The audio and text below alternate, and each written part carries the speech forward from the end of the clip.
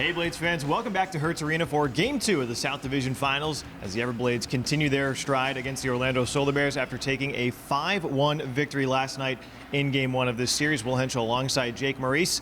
And Jake, it's usually a pretty good thing when you score 16 seconds into a game. Yeah, it gets you started off the right way, and then you follow that up too with another goal about 5 minutes later, both goals coming from the back end. The building gets rocking, everything feels good on your side, and Florida never really lost control of the game from there for that 5-1 win. Yeah, Cole Moberg getting things started very early, then Will Riley following suit just a few moments later. Orlando did get a goal back later in the first period, but that's all that they had in store. 2 more goals in the second period, another goal in the third, and the Blades walked away with a convincing Game 1 victory.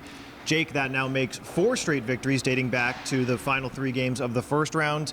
And the Blades playing some really good hockey right now. Yeah, and I think yesterday's game was the most consistent all-around effort from the Blades in the postseason so far. I mean, you had certainly the most spread-out offense, right? It wasn't all consolidated in one period like Florida had in Game 6 and 7 against Jacksonville. The Blades were getting offense in different ways. They got their first power play goal of the playoffs in the third period, right? Which, even though that was the 5th goal, it still felt really good to finally get one of those. And as you said, you got offense from the back end. You got offense from some depth players, different guys contributing in this win. It wasn't like the team rode one line to victory. It was the whole team coming together for a big win. The offense has been really good for the Everblades, but something that has just been exceptional is the defense. Now only allowing 3 goals in their past 4 games, outscoring opponents in that stretch 16-3. So Cam Johnson's played great. The Blue Liners have played fantastic, and Jacksonville and now Orlando have just been stumped. Yeah, and it all feeds into each other, right? When Cam's playing good, the defense plays with a little bit more confidence, moving the puck well because they know he's got their back. And when the defense is moving it well and protecting, boxing out guys out front, it gives Cam the space he needs to make saves, cover up rebounds, control his crease better, and it all just feeds into each other in this never-ending loop, which it has for the last few games. And yeah, we've heard Coach talk about the defense playing well and the goaltending, and as long as those 2 things keep rolling together, there's no reason to think that things will change for Florida. Orlando, their kind of minor winning streak comes to an end. They won 2 games to end their first round against the Greenville Swamp Rabbits. So now they're going to probably be coming out pretty aggressive, trying to get a win back, and even the series as it goes back to the Kia Center for games 3, 4, and 5 if needed. Yeah, I mean, anytime you're the road team starting off a playoff series, sure, you'd love to win both games of the road, but ideally you're looking for the split, right? And that's what Orlando's going to be coming in here doing tonight. They know that Game 1 doesn't matter if they come out with a big effort tonight and win Game 2. They've done that before in the series against Greenville. They were dominated in their Game 2. They rallied, won Game 3, so this is still a very dangerous Solar Bears team. They're going to be playing physical again today. They're going to be trying to get some of their offensive guys going. They're not going to have Tyler Bird last night. He got a 1-game suspension for his actions late in yesterday's game.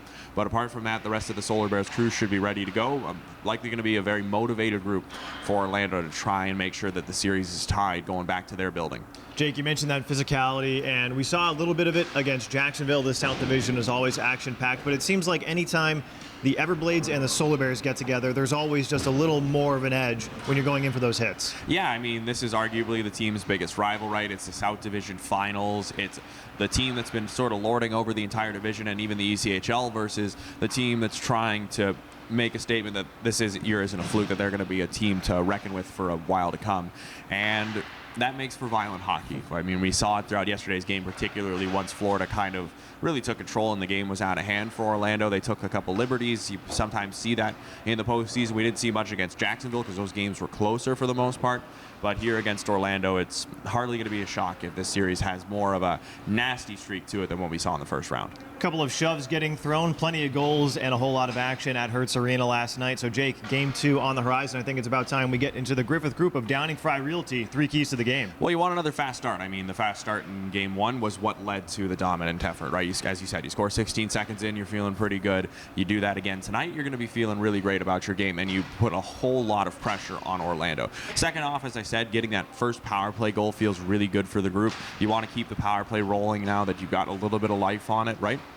You had success against Orlando. They were the #1 penalty kill team, or tied rather with the Everblades for the #1 penalty kill in the ECHL. In the regular season, you break through and get to them right away in Game 1. That feels good. You want to keep that going. And then finally, you've got to be ready for tough board battles. As we said, the physicality, it's not just stuff after the whistle. It's those battles for one-on-one loose pucks. Those 50-50 chances on the boards, coming out on the right side, going in there, taking some bumps and bruises to win those pucks out can be a big difference maker in this game and the series. Game 2 of the South Division Finals tonight, Saturday, May 4th. Puck drop at 7 o'clock. We'll see you there.